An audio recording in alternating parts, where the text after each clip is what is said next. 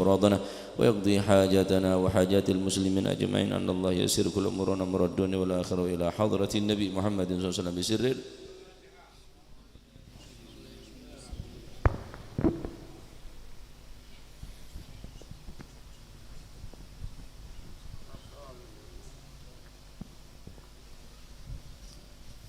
يا ربي صل على محمد شرف بدر في الكون أشراق يا ربي صل على محمد يا ربي صل عليه وسلم يا ربي صل على محمد كرم داع يدعو إلى الحق يا ربي صل على محمد يا ربي صل عليه يا ربي صل على محمد المصطفى الصادق المصدق يا ربي صل على محمد يا ربي صل عليه يا ربي صل على محمد حل الورى منطقا وصدا يا ربي صل على محمد يا ربي صل على محمد فضل من بالتقى تحقا يا ربي صل على محمد يا ربي صل عليه صل على محمد من بالسخاء والوفاء تخلى يا ربي صل على محمد يا ربي صل عليه ربي صل على محمد مجمع من الشمل ما تفرق يا ربي صل على محمد يا ربي صل عليه وسلم يا ربي صل على محمد واصلح وسهل ما قد تعوى يا ربي صل على محمد يا ربي صل عليه وسلم يا ربي صل على محمد وافتح من الخير كل مغلاق يا ربي صل على محمد يا ربي صل عليه وسلم يا ربي صل على محمد وآله ومن بالنبي تعلق يا ربي صل على محمد يا ربي صل عليه وسلم يا ربي صل على محمد وآله ومن للحبيب يعشق يا ربي صل على محمد يا ربي صل عليه وسلم يا ربي صل على محمد ومن بحبل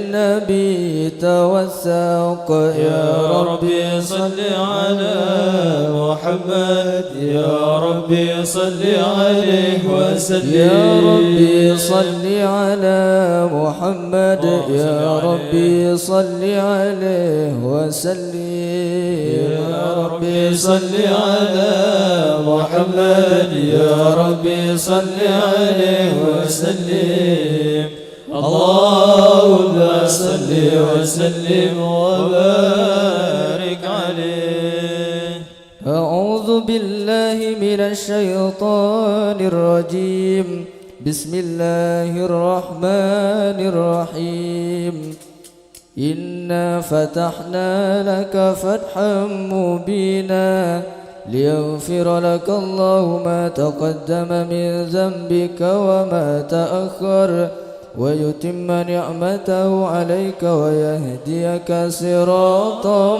مستقيما صلى الله عليه وينصرك الله نصرا عزيزا لقد جاءكم رسول من أنفسكم عزيز عليه ما عنتم حريص عليكم بالمؤمنين رؤوف رحيم يا رحيم فإن تولوا فقل حسبي الله حسبي الله لا إله إلا هو عليه توكلت وهو رب العرش العظيم يا عظيم إن الله وملائكته يصلون على النبي يا أيها الذين آمنوا صلوا عليه وسلموا تسليما اللهم صل وسلم وبارك عليه.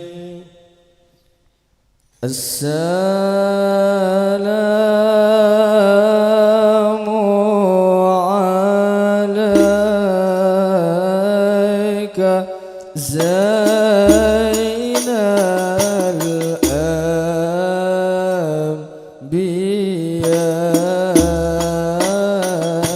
الأنبياء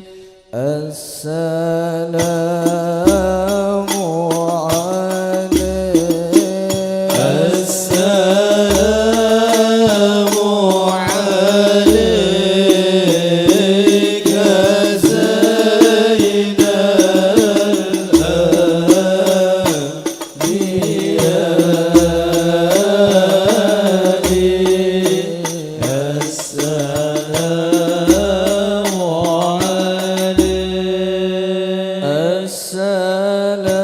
السلام عليك أتقى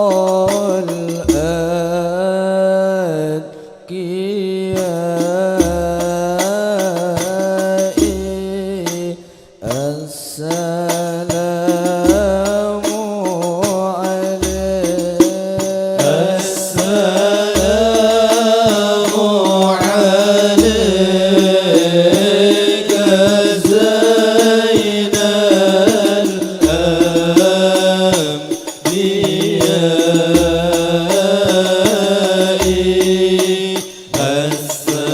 السلام عليك السلام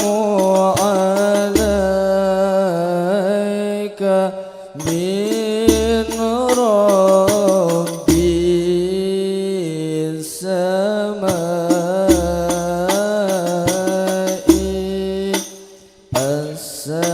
السلام عليك السلام عليك زين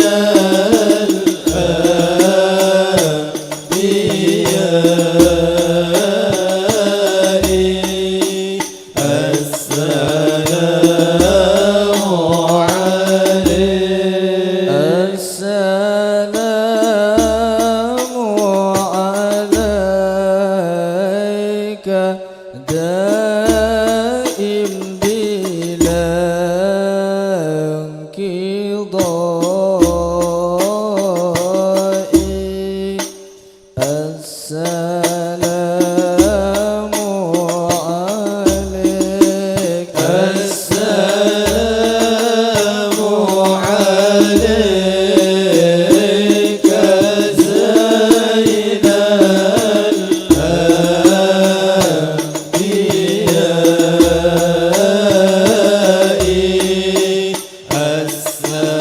السلام عليك السلام عليك أحمد يا حبيبي صلى الله عليه السلام عليك زين الأنبياء صلى الله عليه السلام عليك طه يا طبيبي صلى الله عليه السلام عليك زين الأنبياء صلى الله عليه السلام على المقدم في الإمامة صلى الله عليه السلام عليك زين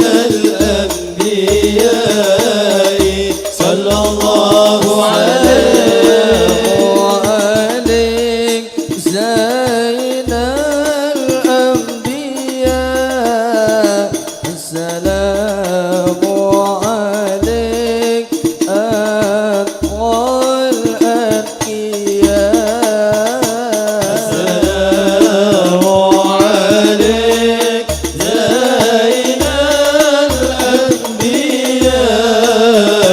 السلام عليك أتقى الأتقياء السلام عليك زين الأنبياء السلام عليك أتقى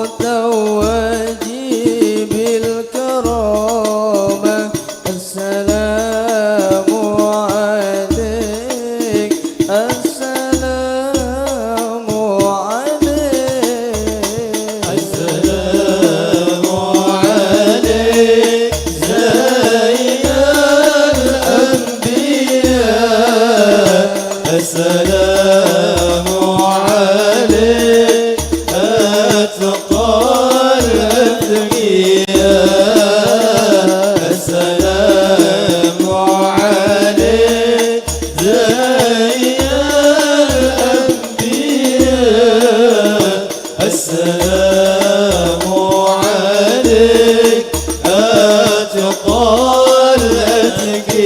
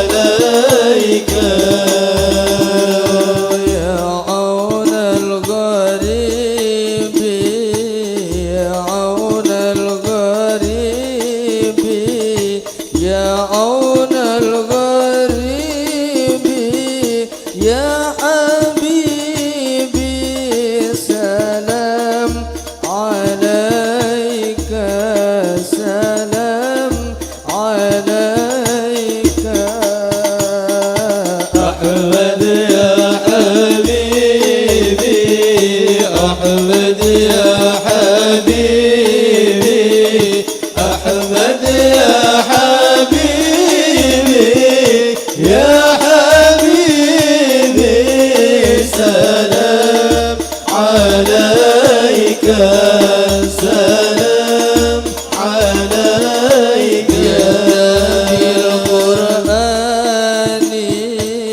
جئت بالقرآن جئت بالقرآن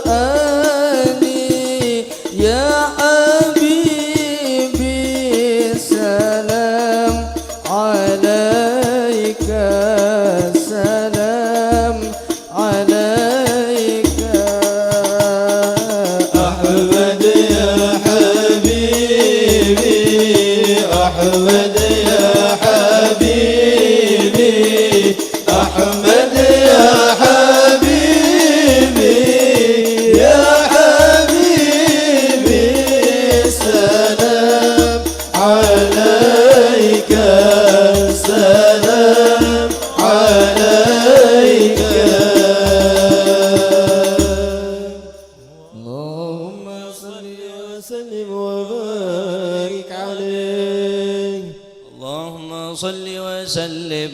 وبارك عليه وعلى آله صلى الله عليه. بسم الله الرحمن الرحيم الحمد لله القوي سلطانه الواضح برهانه المبسوط في الوجود كرمه وإحسانه صلى الله عليه. تعالى مجده وعظم شانه خلق الخلق لحكمة وطوى عليها علمه وبسط لهم من فائض المنة ما جرت به في أقداره القسمة صلى الله عليه. أرسل إليهم أشرف خلقه وأجل عبيده رحمة تعلقت إرادة الأزلية بخلق هذا العبد المحبوب فانتشرت آثار شرفه في عوالم الشهادة والغيوب صلى الله عليه. فما أجل هذا المن الذي تكرم به المنان وما أعظم هذا الفضل الذي برز من حضرة الإحسان صورة كاملة ظهرت في هيكل محمود صلى الله عليه. فتعطرت بوجودها كناف الوجود وطرزت برد العوالم بطراز التكريم اللهم صل وسلم أشرف الصلاة والتسليم على سيدنا ونبينا محمد الرؤوف الرحيم. اللهم صل وسلم وبارك اللهم صل وسلم وبارك عليه وعلى آله. تجلى الحق في عالم قدسه الواسع تجليا قضى بانتشار فضله في القريب والشاسع صلى الله عليه. فله الحمد الذي لا تنحصر أفراده بتعداد ولا يمل تكراره بكثرة ترداد حيث أبرز من عالم الإمكان صورة هذا الإنسان ليتشرف بوجود ثقلا وتنتشر أسراره في الأكوان فما من سر اتصل به قلب منيب إلا من سوابغ فضل الله على هذا الحبيب صلى الله عليه. يا لقلب سروره قد توالى بحبيب عم الأنام نوالا جل من شرف الوجود بنور غمر الكون بهجة وجمالا صلى الله عليه. قد ترقى في الحسن على مقام وتناهى في مجده وتعالى لحظته العيون فيما اجتلته بشرا كاملا يزيح الضلال صلى الله عليه. وهو من فوق علم ما قد رأت رفعة في شؤونه وكمالا فسبحان الذي أبرز من حضرة الامتنان ما يعجز عن وصفه اللسان ويحار في تعقل معانيه الجلال صلى الله عليه. انتشر منه في عالم البطون والظهور ما ملأ الوجود الخلقي نور فتبارك الله من إله كريم بشرتنا آياته في الذكر الحكيم ببشارة لقد جاءكم رسول من أنفسكم عزيز عليه ما عنتم حريص عليكم بالمؤمنين رؤوف رحيم يا رحيم. فمن فاجأت هذه البشارة وتلقاها بقلب سليم فقد هدي إلى صراط مستقيم اللهم صل والصلاة والتسليم على سيدنا ونبينا محمد الرؤوف الرحيم اللهم صل وسلم وبارك عليه اللهم صل وسلم وبارك عليه وأشهد أن لا إله إلا الله وحده لا شريك له شهادة تعرب بها اللسان عما تضمنه الجنان من التصديق بها والإذعان صلى الله عليه تثبت بها في الصدور من الإيمان قواعد وتلوح على أهل اليقين من سر ذلك الإذعان والتصديق شواهد صلى الله عليه وأشهد أن سيدنا محمد العبد الصادق في قوله وفعله والمبلغ عن الله ما أمره بتبليغه لخلقه من فرده ونفله عبد أرسله الله للعالمين بشيرا ونذيرا صلى الله عليه فبلغ الرسالة وأدى الأمانة وهدى الله به من الأمة بشرا كثيرا فكان في ظلمة الجهل للمستبصرين سراجا وقمرا منيرا صلى الله عليه فما أعظم من منة تكرم الله بها على البشر وما أوسعها من نعمة انتشر سرها في البحر والبر اللهم صل وسلم بأجل الصلوات وأجمعها وأزكى التحيات وأوسعها على هذا العبد الذي وفى بحق العبودية صلى الله عليه وبرز فيها في خلعة الكمال وقام بحق الربوبية في مواتن الخدمة لله وأقبل عليه غاية الإقبال صلى الله عليه صلاة يتصل بها روح المصلي عليه به فينبسط في قلبي نور سر تعلقي به وحبي ويكتب بها بعناية الله في حسبي وعلى آله وصحبه الذين ارتقوا صوة المجد بقربه صلى الله عليه وتفيأوا ظلال الشرف الأصلي بوده وحبه ما أطر الأكوان بنشر ذكراه نسيم اللهم صل وسلم أشرف الصلاة وتسليم على سيدنا ونبينا محمد الرؤوف الرحيم اللهم صل وسلم وبارك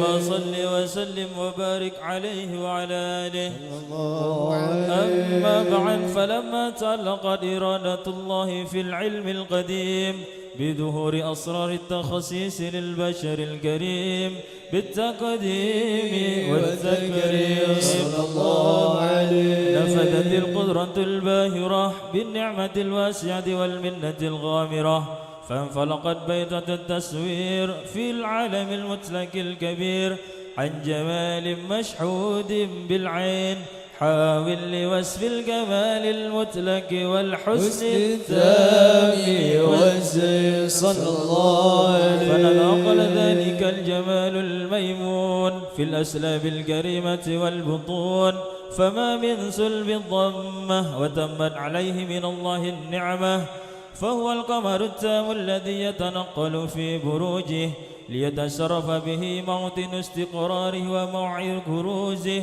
وقد قضت الأقدار الأزلية بما قضت وأدهرت من سر هذا النور ما أدهرت وخصصت به أن خصص صلى الله عليه فكان مستقره في الأسلاب الفاخرة والأرحام الشريفة الطاهرة حتى برز في علم الشهادة بشرا لا كالبشر صلى الله عليه ونورا حير الأفكار ظهوره وبهر فتعلقت همة الراكم لهذه الحروف بأن يركم في هذه القرطاس ما هو الذي من عجائب ذلك النور معروف صلى الله عليه وإن كانت الألسن لا تفي بيسر معشار أوصاف ذلك الموصوف تشويقا للسامعين من خواص المؤمنين وترويحا للمتعلقين بهذا النور المبين صلى الله عليه وإلا فلا تعرف الأكلام عن شؤون خير الأنام ولكن حزني إلى تدوين ما حفظته من أشرف المخلوقين وما أكرمه الله به في مولده من الفضل الذي عم العالمين صلى الله عليه وبقي رايته في الكون منشورة على مر الأيام والشهور والسنين داعي التعلق بهذه الحضرة الكريمة والعيج التشوق إلى سمع أوصافها العظيمة ولعل الله ينفع به المتكلم والسامع فيدخلان في شفاعة هذا النبي الشافع ويتروحان بروح ذلك النعيم. اللهم صل وسلم أشرف الصلاة والتسليم على سيدنا ونبينا محمد الرؤوف الرحيم. اللهم صل وسلم وبارك عليه.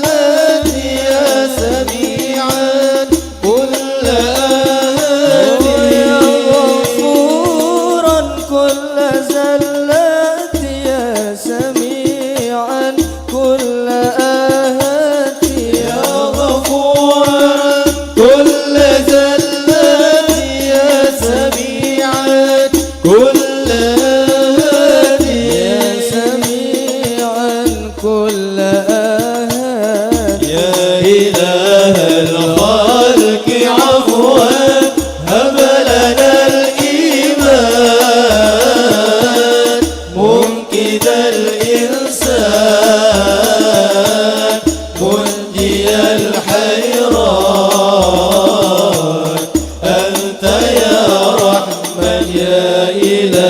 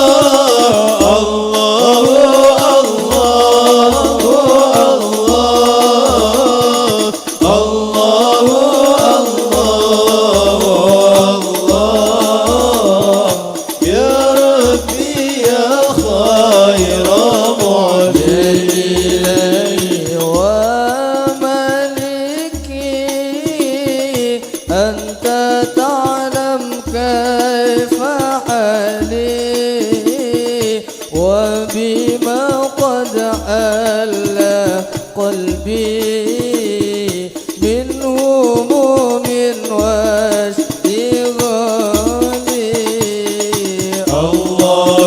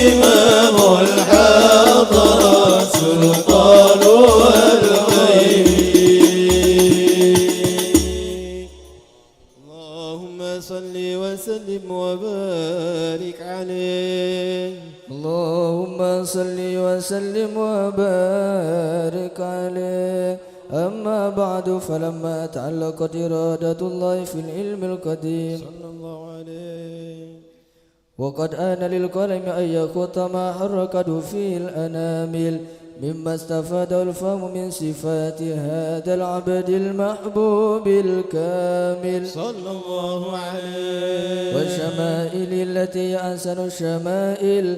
وهنا حسن أن نثبت ما بلغ إلينا في شأن هذا الحبيب من أخبار وآثار صلى الله عليه ليتشرف بكتابة القلم والقرطاس وتتنزه في حدائق الأسماء والأبصار. وقد بلغنا في الأحاديث المشهورة أن أول شيء خلقه الله هو النور المودع في هذه السورة صلى الله عليه فنور هذا الحبيب أول مخلوق برز في العالم، ومنه تفرع الوجود خلقا بعد خلق فيما حدث وما تقدم. صلى الله عليه وقد أخرج عبد الرزاق بسند عن جابر بن عبد الله الأنصاري رضي الله عنهما قال: قلت يا رسول الله بأبي وأمي أخبرني عن أول شيء خلقه الله قبل الأشياء. قال: يا جابر إن الله خلق قبل الأشياء نور نبيك محمد صلى الله عليه وسلم من نور صلى الله عليه. وقد ورد من حديث أبي هريرة رضي الله عنه أنه قال: قال رسول الله صلى الله عليه وسلم: كنت أول النبيين في الخلق وآخرهم في البعث. صلى الله عليه وقد تعدت الروايات بأنه أول خلق وجودا وأشرف مولودا. ولما كانت السعادة الأبدية لها ملاحظة خفية اختصت من شاءت من البرية بكمال الخصوصية صلى الله عليه. فاستودعت هذا النور المبين أسلاب وبطون ما شرفته من العالمين.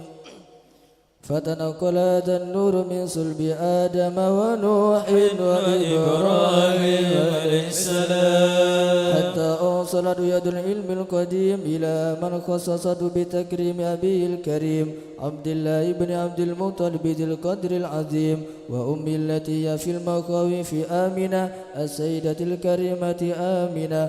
فتلقاه صلب عبد الله فألقاه إلى بطنها صلى الله عليه. فضمت أنشاؤها بمعونة الله محافظة على حكيات الدرة وصونها، فحملت برعاية الله كما ورد عنها حملا خفيفا لا تجد له ثقلا صلى الله عليه. ولا تشكو منه ألما ولا عللا حتى مر الشهر بعد الشهر من حمله.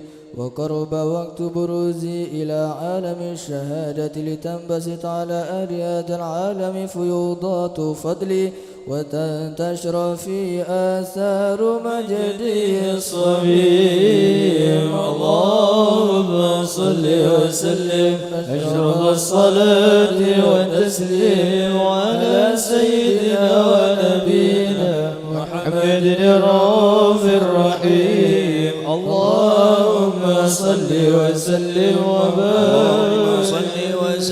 وبارك عليه وعلى آله. فحين قرب أوان وضع هذا الحبيب أعلنت السماوات والأرضون ومن فيهن بالترحيب. وأمطار الجود لله على أهل الوجود تثج، ولسنة الملائكة بالتبشير للعالمين تعز. سبحان الله والحمد لله ولا إله إلا الله. الله أكبر. سبحان الله والحمد لله ولا إله إلا الله. الله أكبر. سبحان الله والحمد لله ولا إله إلا الله. والقدرة كشفت قناع هذا المستور ليبرز نوره كاملا في عالم الظهور نورا فاق كل نور. وأنفذ الحق حكمه على من أتم الله عليه النعمة من خواص الأمة أن يحضر عند وضعه أمة تنيسا لجنابها المسعود ومشاركة لها في هذا السماط الممدود. صلى الله عليه حضرت بتوفيق الله سيدة مريم وسيدة آسية ومعهما من الحور العين من قسم الله له من الشرف بالقسمة الوافية فأتى الوقت الذي رتب الله على حضوره وجود هذا المولود صلى الله عليه فانفلق صبح الكمال من النور عن عمود وبرز الحامد المحمود مذئنا لله بالتعظيم والسجود صلى الله على محمد صلى الله عليه وسلم صلى الله على محمد صلى الله عليه وسلم أشرق الكون ابتهاجا بوجود المصطفى أحمد ولأهل الكون أنس وسرور قد تجدد بالسلام عليك يا رسول سلام عليك يا حبيب سلام عليك صلوات الله عليك فاضربوا يا أهل المثاني فهزاروا اليوم غرد واستضيئوا بجمال فقى في الحسن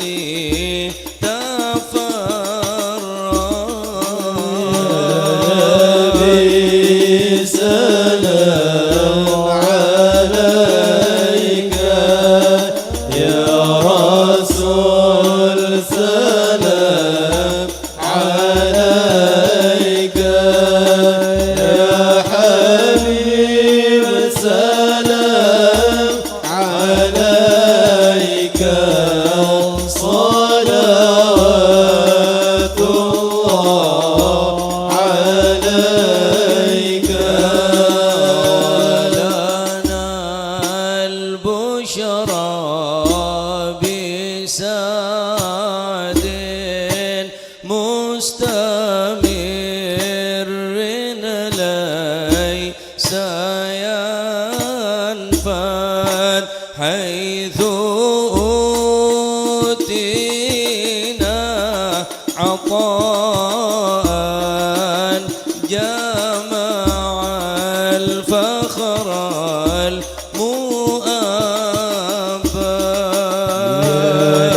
نبي سلام عليك يا رسول سلام عليك يا حبيب سلام عليك صلوات الله عليك يا ربي كل حمد جل أن يحصره العاد إذا حبانا بوجود المصطفى الهادي محمد صلى الله عليه سلام عليك يا رب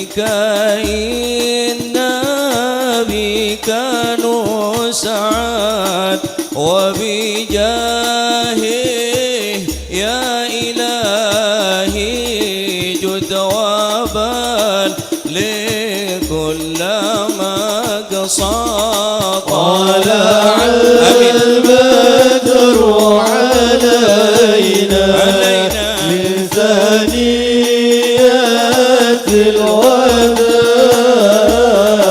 وجب الشكر علينا فدعا للينا واهدنا نهج سبيله كي به نسعد ونرشد ربي بلغنا بجاهه في جوار الخير مقعد طلع البدر علينا من ثنيات الوداع وجب الشكر علينا فدعا لله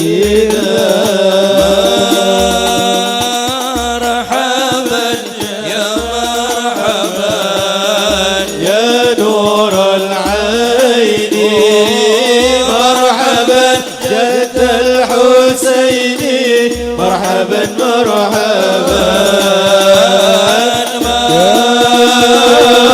مرحبا يا مرحبا يا نور العين مرحبا جد الحسين مرحبا مرحبا صلاة الله تغشى أشرف الرسل محمد وسلام مستمر كل حين يتجدد يا نبي سلام عليك يا رسول سلام عليك يا حبيب سلام عليك صلوات الله عليك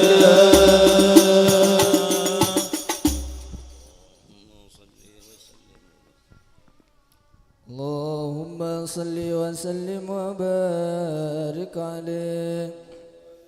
وحين برز صلى الله عليه وسلم من بطن أمه برز رافعا طرفه إلى السماء مؤمنا بذلك الرفع إلى أن له شرفا على مجده والسماء صلى الله عليه. وكان وقت مولد سيد الكونين من الشهور شهر ربيع الأول ومن الأيام يوم الاثنين وموضع ولادتي وقبري بالحرمين. وقد ورد أنه صلى الله عليه وسلم ولد مختونا مكحولا مقطوعا سرا صلى الله عليه.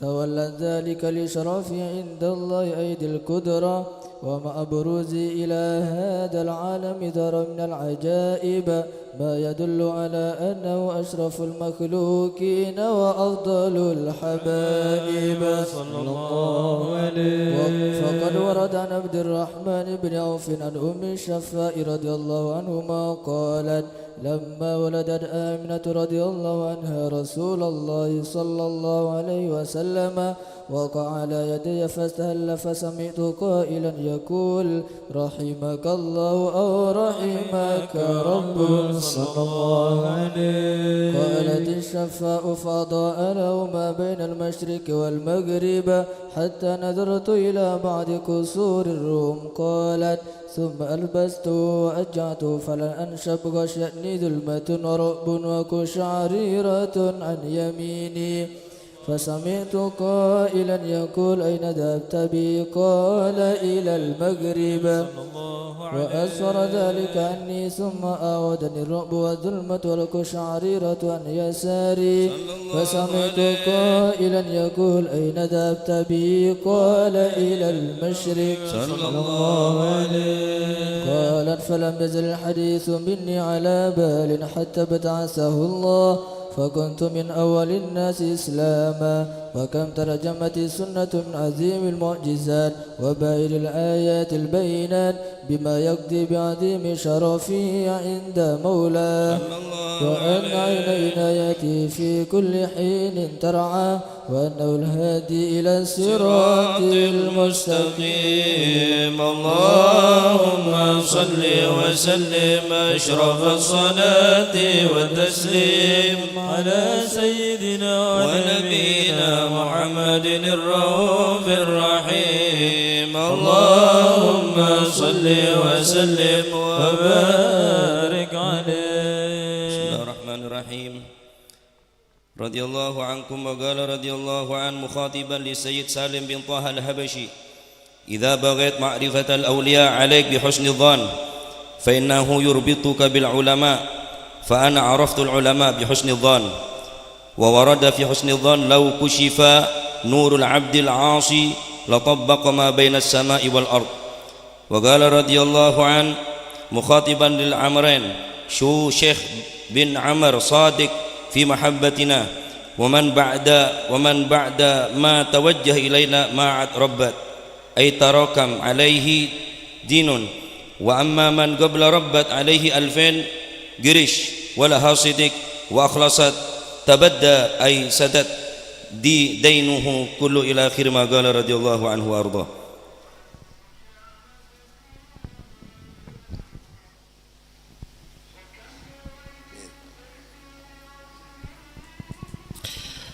قال رضي الله عنه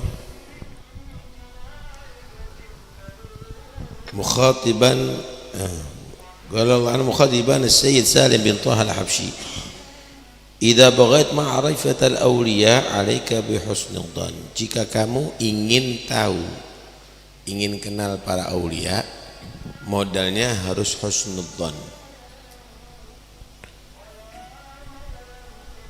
Fa innahu yarbutuk bil ulama, karena sesungguhnya husnudzan ini yang akan bisa mengikatkan tali hubungan dengan orang-orang yang alim, orang-orang punya ma'rifah. Fa ana araftul ulama bi husnudzan, aku sendiri tahu bagaimana nilainya orang-orang yang berilmu itu dengan husnudzan. Warada fi husnudzan, telah datang riwayat hadis dalam menerangkan tentang husnudzan: lau kushifa nurul abdil asi latabbaga ma baina as-sama'i wal ard. Kalau seandainya cahaya iman daripada hamba Allah itu yang di hati itu ditampakkan, maka cahaya itu akan memenuhi langit dan bumi. Jadi orang itu, saudara, kadang-kadang khususiyah itu terhijab dengan basyariyah. Keunggulan itu kadang-kadang terhijab dengan penampilan zahir.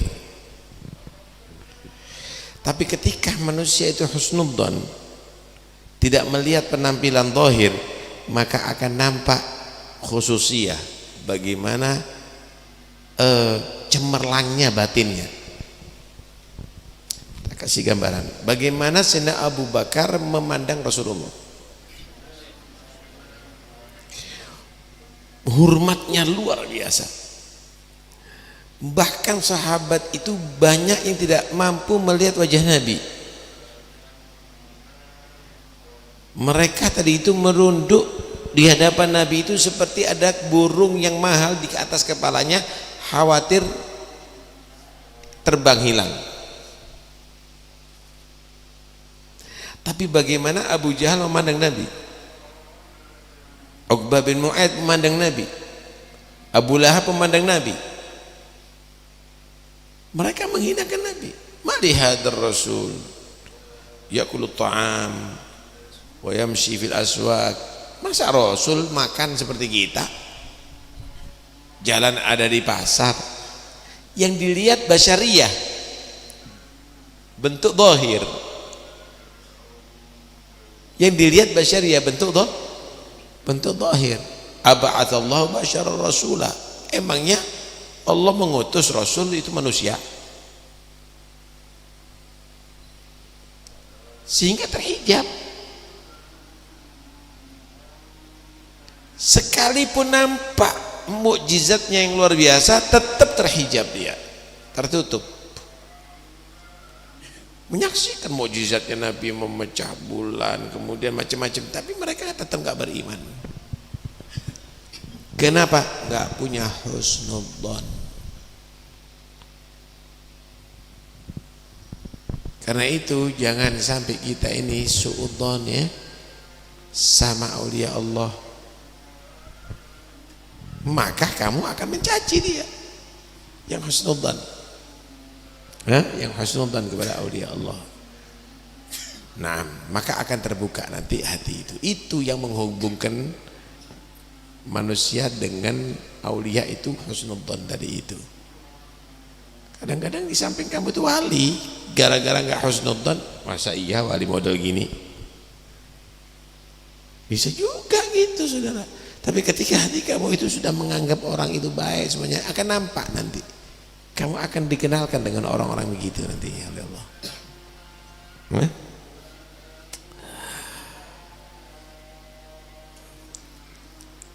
Para aulia Allah itu, orang mukmin itu saudara, orang mukmin itu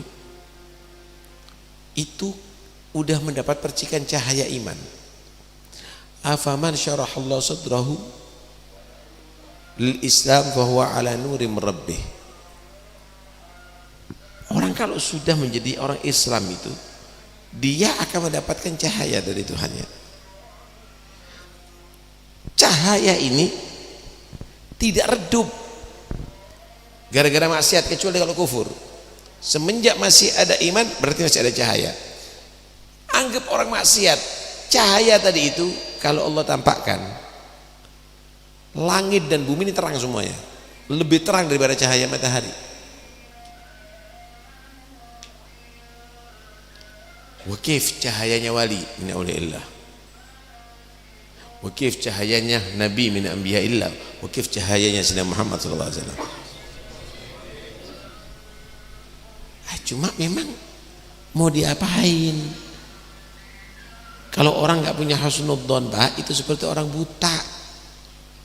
Walaupun siang hari terang benderang, tetap kelihatan gelap. Nggak ada bedanya malam sama siang.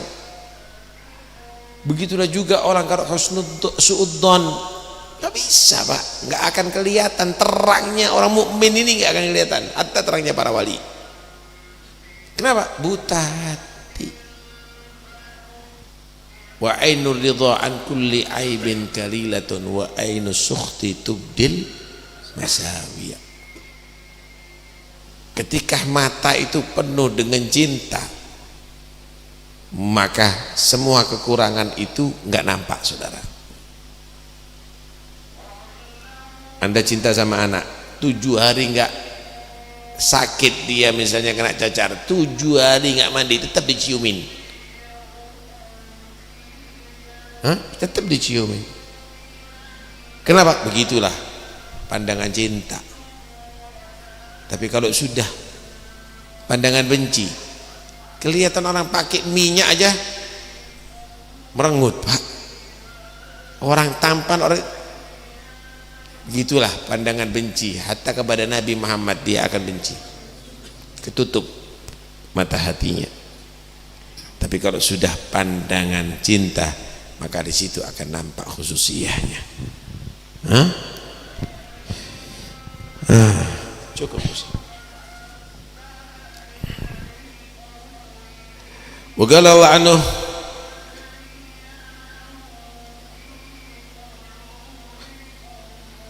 mukhatiban al-umarain Syekh bin Umar Sadiq fi mahabbatina,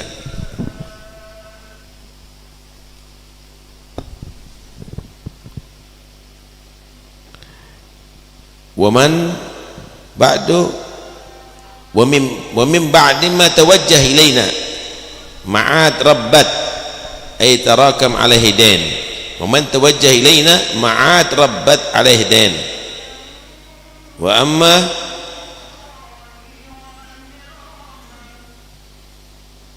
man qabl rabbat alaihi alfain wa amma min qabl rabbat alaihi alfain grush wa lamma sadaq wa akhlas tabadda ay sadda ad-dain kulluh. Masyaallah.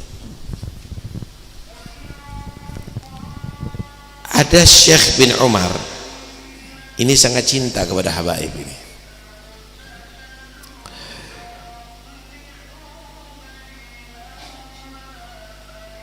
Kadang-kadang datang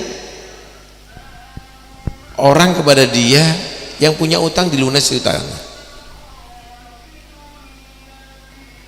Sebelumnya dia punya utang harus tanggungan, dia harus bayar 2.000. Itu 2.000 bukan 2.000 rupiah. Saat itu mungkin sekarang ukurannya 200 juta lah. Maka dia bayar semuanya. Orang dulu itu Pak, kalau sudah kedatangan orang yang punya hajat, senengnya setengah mati. Kenapa? Dianggap dia datang kepada dia membawa hadiah Tuhan. Kenapa? Dunia yang tidak berharga itu bisa bernilaikan surga. Berapa sih duitnya itu nilainya? Berapa nilainya surga? Karena itu dia seneng kalau ketemu dengan orang yang punya hajat. Abu Hanifah itu kaya raya. Kalau sudah datang orang utang sama dia, senengnya setengah mati. Diutangi paling seneng. Lebih seneng lagi kalau nggak bisa bayar utang. Kenapa? Disedekahkan sama dia. Jadi wali. Jadi wali. Kalau ada model gitu, kasih alamatnya saya. Tak tekani ini. Masya Allah. Ada juga, Masya Allah. Jadi mahabbah itu Pak, cinta itu memang tidak bisa diukur dengan kemampuan. Mencintai apa sih? Ada satu muhib kepada Ahlul Bait saat itu, cinta sama Ahlul Bait. Anaknya mau kawin, ya dibelikan kasur, ya dibelikan pakaian, ya disiapkan makanan-makanan untuk jamuan. Besok mau kawin nih. Malam hari ada ngetok pintu, malam-malam. Dilihat siapa? Seorang syarifah. Turun, kenapa Syarifah? Anak saya besok mau kawin, bisa pinjem enggak pakaian yang layak, kata dia. Karena saya enggak punya, anak saya enggak punya pakaian yang layak untuk perkawinannya. Pinjem, nanti kalau sudah selesai saya kasih. Kemudian kalau mungkin ada roti-roti sisa-sisa untuk jamuan sedikit. Kata dia, inti Syarifah, cucu Nabi nggak boleh bawa semuanya Pak, kain-kainnya dibawa, masakannya semuanya dibawa. Kalau saya boleh anak saya dengan sederhana, tapi kamu anak cucu Rasulullah nggak boleh nggak dengan sederhana. Ya ini bukan satu hal yang wajib, tapi mahabbahnya ini loh nilainya, gift nih. Nanti bisa bayangkan ya saat itu gimana hatinya orang tadi itu. Karena itu mahabbah ini saudara, jangan sampai kita ini menjadi orang yang tertipu gitu. Karena cinta berubah menjadi benci itu berbeda. Benci itu ibarat api yang akan membakar hati, yang akan membuat manusia itu semakin emosi, ghadab. Ghadab itu adalah permainannya syaitan, sehingga karena emosi bicara nggak terkontrol, berbuat nggak terkontrol, nulis nggak terkontrol. Tapi ketika ada mahabbah, mahabbah ini saudara akan bisa menjadikan manusia itu akan semakin dekat. Tapi mahabbah yang rasional, bukan mahabbah gila. cinta, bukan cinta gila, cinta rasional. Tahu cinta gila nggak? Salah dibela, itu cinta gila. Keliru tetap dibenarkan, itu namanya cinta gila. Tapi cinta rasional, cinta rasional. Kalau sudah begitu maka subhanallah. Nah, karena itu mudah-mudahan insyaallah kita bisa meniru akhlak-akhlak itu semua. Amin ya rabbal alamin.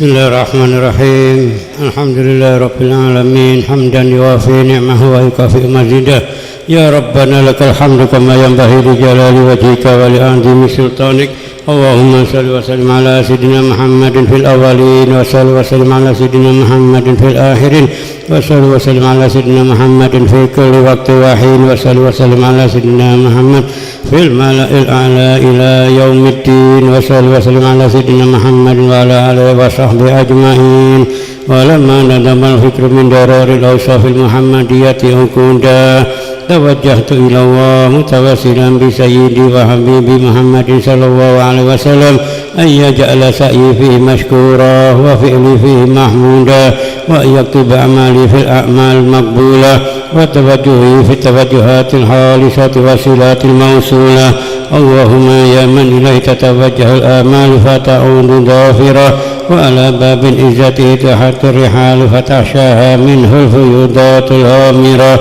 نتوجه إليك بأشرف الوسائل إليك سيد المرسلين عبدك الصادق الأمين سيدنا محمد الذي أمت رسالته العالمين أن تصلي وتسلم على تلك الذات الكاملة مستودع أمانتك وحافظ سرك وحامل راية دعوتك شاملة الآب الأكبر المحبوب لك والمحاصص بشرف الأفهار في كل موطن من مواطن القرب ومدهر قاسم إمدادك في عبادك وساكي كؤوس إرشادك لأهل ودادك سيد الكونين وأشرف الثقلين العبد المحبوب الخالص المحسوس منك بأجل الخصائص اللهم صل وسلم عليه وعلى آله وأصحابه وأهل حضرتك ربي من أحبابه اللهم إنا نقدم إليك جاه هذا النبي الكريم وتوسل إليك بشرف مقامه العظيم أن تلاحظنا في حركاتنا وسكناتنا بعين عنايتك وأن تحفظنا في جميع أدوارنا وتقلباتنا بجميل رعايتك وحسين وقايتك وأن تبلغنا من شرف القرب إليك وإلى هذا الحبيب غاية آمالنا وتتقبل منا ما تحاركنا فيه من نياتنا وأعمالنا وتجعلنا في حضرة هذا الحبيب من الحاضرين وفي طرائق اتباعه من السالكين ولحقك وحقه من المؤدين ولأهلك من الحافظين اللهم إن لنا أدماء في رحمتك الخاصة فلا تحرمنا وذنونا جميلة هي وسيلتنا إليك فلا تغيبنا آمنا بك وبرسولك وما جاء به من الدين وتوجهنا به إليك مستشفئين أن تقابل المذنب منا بالغفران